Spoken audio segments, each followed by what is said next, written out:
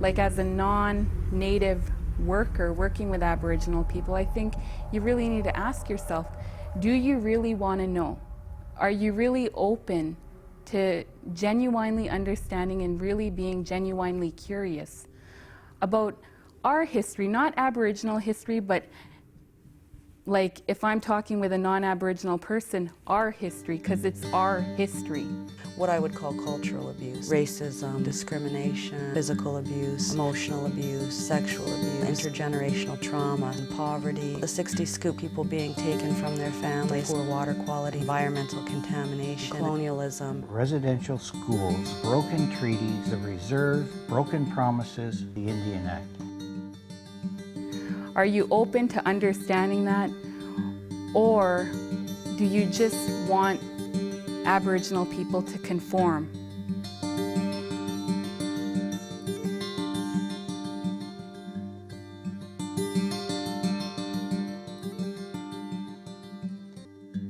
The National Aboriginal Health Organization did an opinion survey about 2 or 3 years ago, and they interviewed hundreds of people, and only about half of the Aboriginal people surveyed felt that they were treated as well as mainstream people in the healthcare system. There is a real problem in healthcare.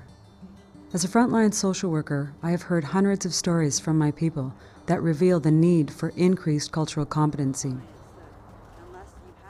Dr. Nell Wyman is the first female Aboriginal psychiatrist in Canada. I connected with Nell when she visited her childhood home in northwestern Ontario. I asked her to share her thoughts on the factors affecting the overall health of Canada's Original people. Stella Montour is a consumer survivor advocate who provides us with valuable personal insight into the mental health care system. I also sat down with a group of Aboriginal healthcare professionals who are willing to speak candidly about what they've learned throughout their careers and what has helped to improve their relationships with First Nations clients. I think when we talk about issues that are impacting Aboriginal people, like the social issues that dominate our communities, we need to look at it in a historical lens and understand the impacts of that and be genuinely curious. I believe it has to do with the fact that residential schools programmed the parenting skills, the humanistic skills out of many generations of First Nations people. I would say that the residential schools experience is one of the most important determinants of our current state of health, including our mental health. It's become, much more widely known about the types of abuses that they suffered, physical abuse, emotional abuse, sexual abuse, and what I would call cultural abuse. So people, when they went to the schools, they weren't allowed to speak their language, they weren't allowed to participate in their ceremonies, they were actually physically removed and kept from their families and their communities. So the disruption caused by the residential schools experience for those generations of people that went to the schools hasn't really been healed, and so that trauma continues to get passed down through the generations. One of the things that I think about right off the bat is my childhood when I had to go to school. My mom used to tell me to jump off the road because she had gone to residential school and she thought that we were going to get thrown in a car and taken away by the person in the car. Because that when I was a kid, nobody had cars, and so every time I heard a car, I'd run off the road, and that was part of our upbringing. And as a little kid, I never understood why I had to run off the road, and my heart pounding, and I was just so frightened. It wasn't until much later that I found out that the reason why my mother used to do that is because of the way she was taken away to residential school.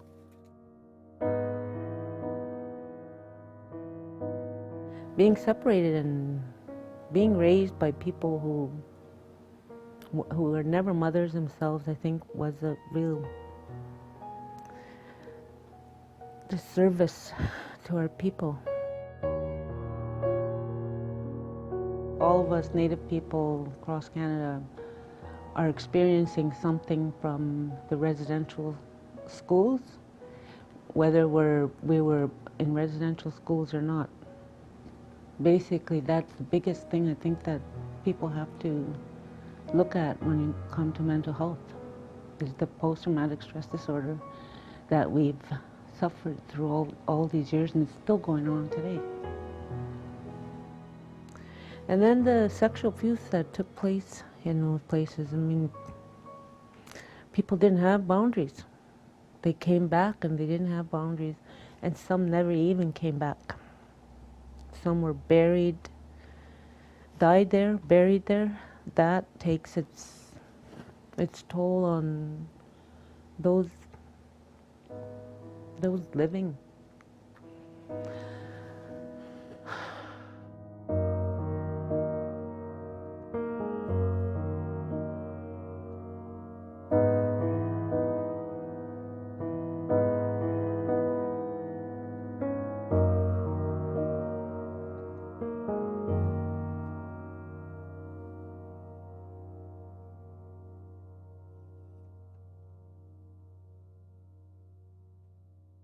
Cultural competency is basically understanding where your patient and or client is coming from, what they have suffered arriving there, but where are they going to go when they go back to where they came from.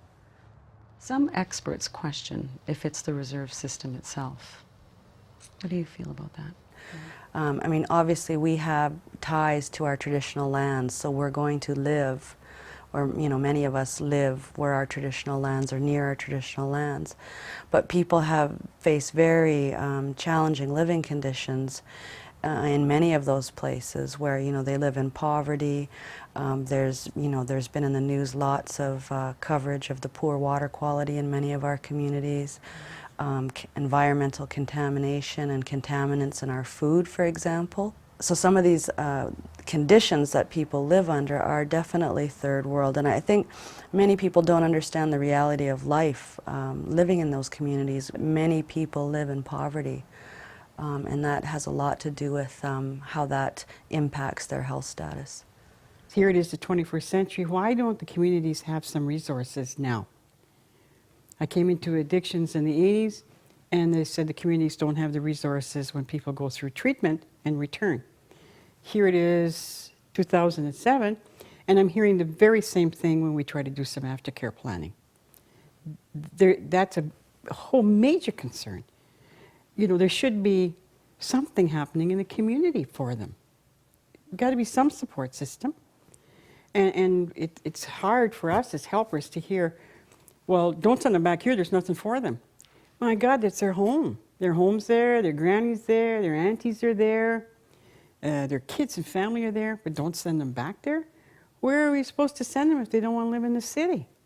Although now over, about 50% of our population does live in urban areas, I think there's still there's an ongoing, I think, tension between our peoples where it makes people feel intimidated to move to, say, big cities or things like that. They feel that they're going to lose themselves and then have negative experiences like, stigma, misunderstandings, and frankly, as bad as experiencing racism. I think racism is a mental illness in itself. And the reason why I say that is because when I went to school, I was taught that I was a savage, everything negative, and that played on me every day, and until I started to believe that there's something wrong with me. Why do people hate me? And just the negative messages I kept getting, and even my kids, they're young men now, and they ask me why do I get turned away from jobs, finding a house, all that stuff. It's an illness and it's put upon us.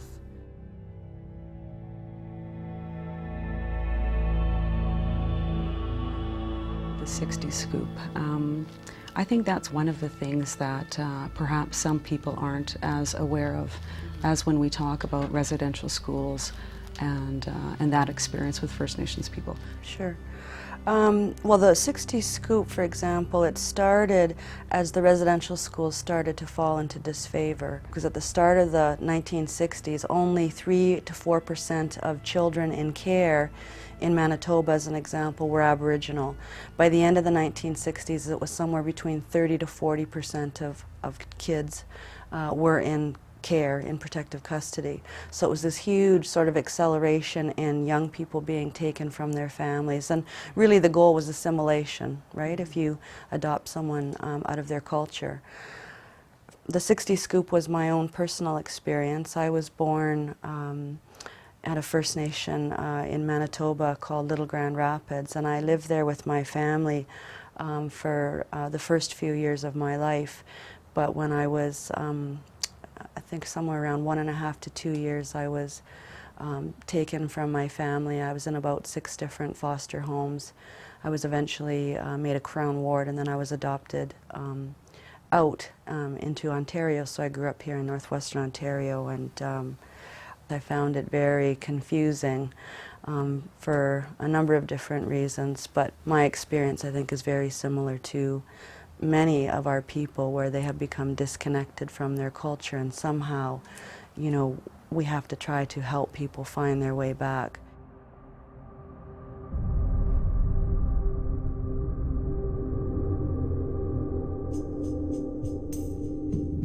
If you don't know who you are and where you belong, how the hell can you be proud of yourself? How can you walk in a city as a Native person and feel confident and be able to handle the overt and covert racism that does come at you? How can you do that day after day after day if you are all confused about who you are? I think it goes even deeper than that. The biggest problem, again, I look to the Indian Act. It is one of the most oppressive pieces of legislation in the history of this country. We were told we were going to be sharing in the resources of the country, yet who has the diamond mines? Who has the gold mines? Who has the oil? Who has the forests? Certainly not us. We were given privilege, but only if you live on the reserve. If you move off the reserve, you no longer have any privilege. You have no First Nations privilege anymore. And it's all designed to keep you in this ghetto in the north, or this ghetto in the south. Things that we talk about, that you hear about in the news, for example, like physical health problems or the rates of suicide, I see are only a symptom, really, of the distress. So we talk about them as if they're problems, and they are problems, but they're really, I think, only a symptom of that underlyingness in our communities that, you know, we have struggled with things like discrimination and racism, colonialism, and so for our young people, trying to get that sense of who they are, that they still feel strong as an Aboriginal person, but still very capable to be part of this world that we live in, I think is really one of the greatest challenges.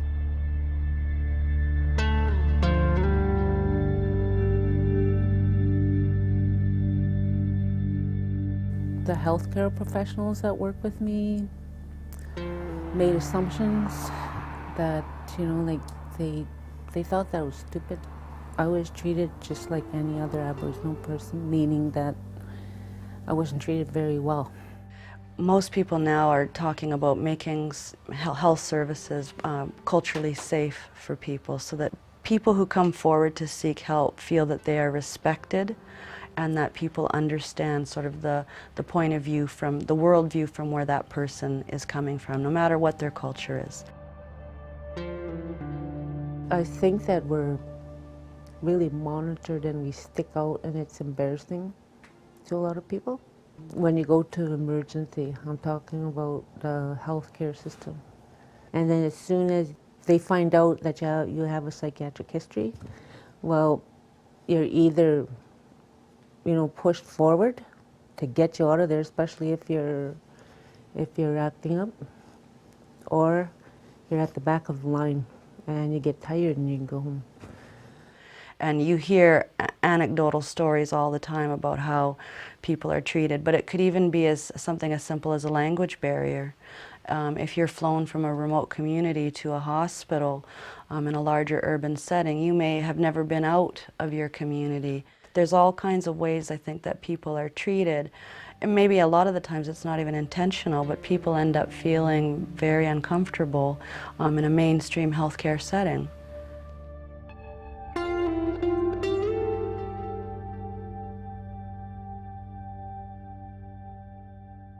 So, how important is establishing trust with the First Nations client or patient?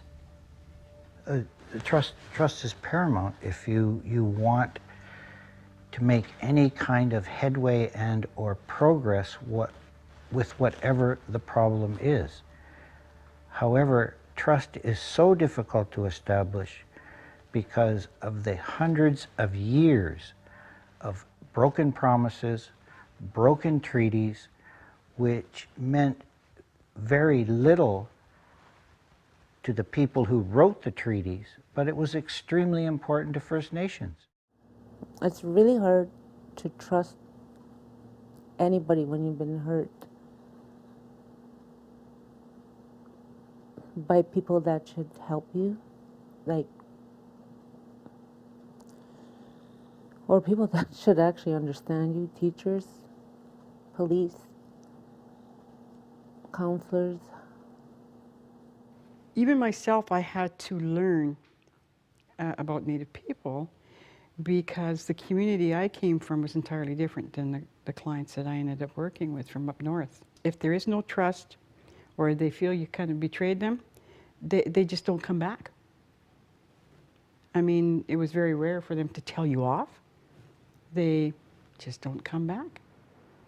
And you're never quite sure what it was exactly that happened. I've read a lot of research and articles, and my own experience has been they have the highest dropout rate as Native people from non-Aboriginal services, for sure. I think trust is absolutely essential if you are going to be a helper. And I'm a social worker. When I come into contact with a client, I don't automatically assume that I'm a helper. I'm a human being and I need to work at building that relationship which is based on trust in order for me to be helpful. I think the real question is how do you establish trust? And for me, I need to be curious about that individual in front of me, see the human being, and I cannot prescribe their reality based on my own assessment. See, I was trained to get to the problem, come up with the theory, start applying that theory, okay? Because where I worked at outservice, it was supposed to be an hour with the client, right? So you got this time frame, get in there, find out, but it didn't work that way because thank goodness they wouldn't. They made me slow down. I had to get to know them. I had to go through that process of talking about something else besides why they were there. And just before they'd leave, and you'd say, okay, we're going to see you next week, and they'd say, yeah. And then they'd slip out a little bit about maybe why they were there in the first place. But they're on their way out, so you're like, but then you got to get ready for when they come back and see if they're going to bring it into the conversation again. Trust takes time. It's difficult when you see one patient at a time and they come in and they have a particular problem. Dealing with the problem is, for the most part, not that difficult, but establishing a trust with that patient takes a number of visits, and you have to get to know that person as a person and their spirituality, not a particular ailment and or disease.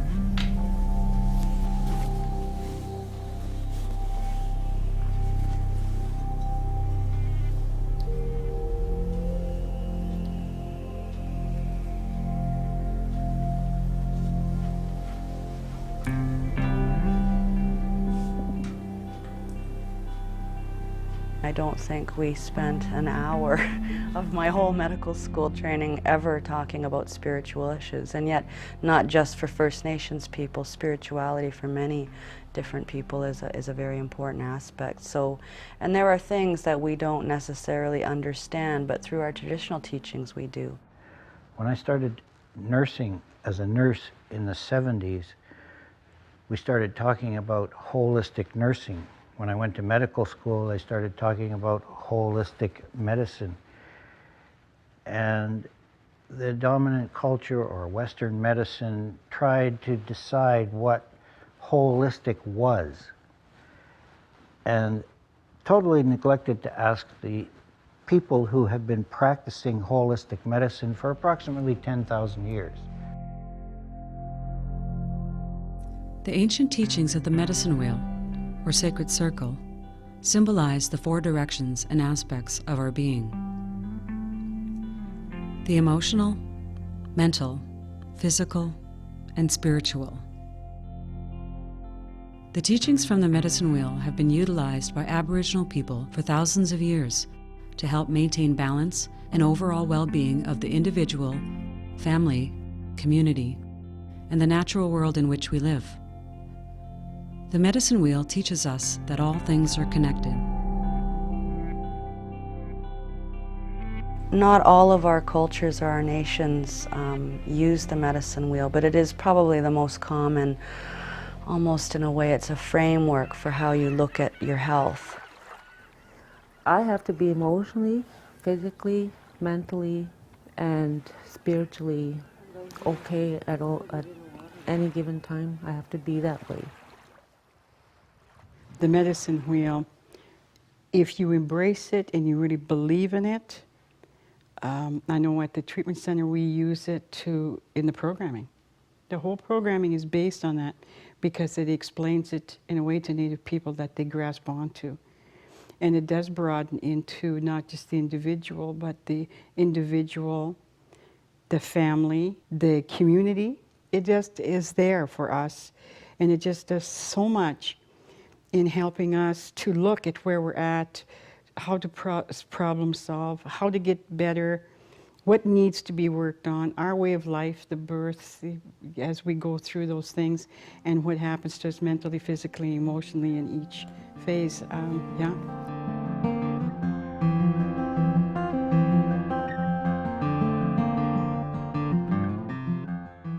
You see a lot of people come out of university and they have all these ideas about how they're going to change people and they're going to change the world.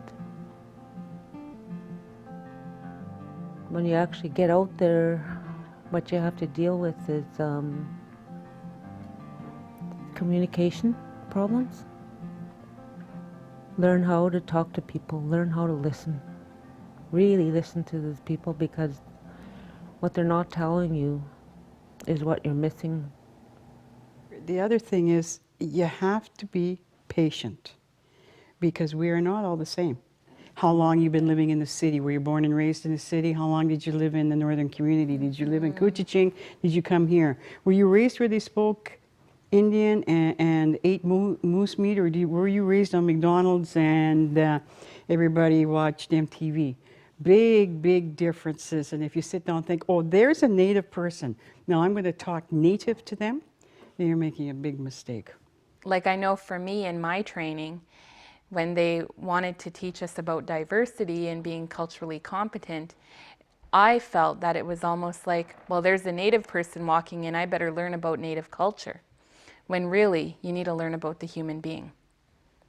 But I would suggest that you watch the language, depending on once they get to know the client, about vocabulary. Understanding English and understanding an extensive vocabulary is a little different. So be cautious about those things. Don't patronize. Listen carefully to what they say, patience, and then when you're sure they're done talking, kind of double check with them, are you on the same page? It never hurts. So are you telling me that? And they might just laugh and say no. Then you have to wait and start again. If you really want to be a helper to them, remember it's a two-way thing. They are teachers too, and I think that's what Jana Ray has been saying. They are there and they can teach you a lot, as well as they have come to you for help, which means that they are at least willing at that time to say, you know, can you help me? And if they feel you can't, they'll just quietly go and you won't see them again. So you won't have to worry about a discharge. They'll take care of that themselves. I've been able to do things for myself in terms of recovery, like things I never dreamed of doing. Telling the truth through acting, the recovery monologues. Photo voice, which is a creative way of, another creative way of doing public education. Where the money should be going is those kinds of programs instead of, you know, holding up people in jail.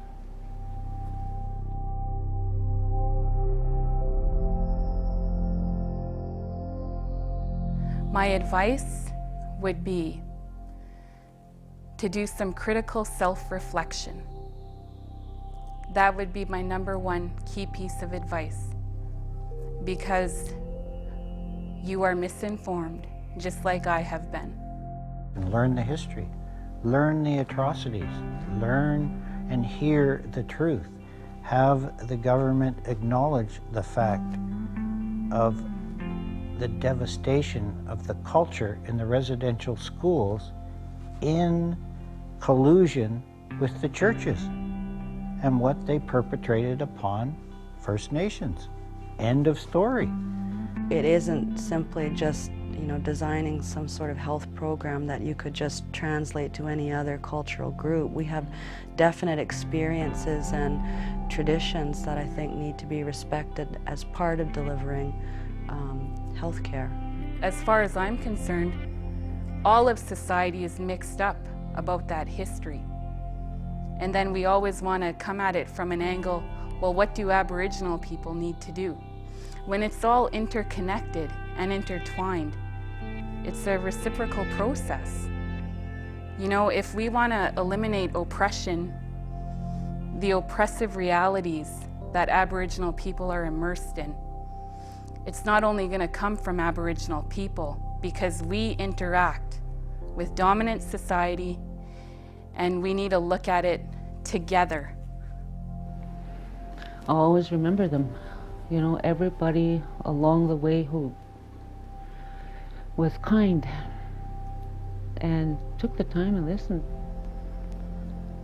Those are the people like I remember a lot. So, to my team.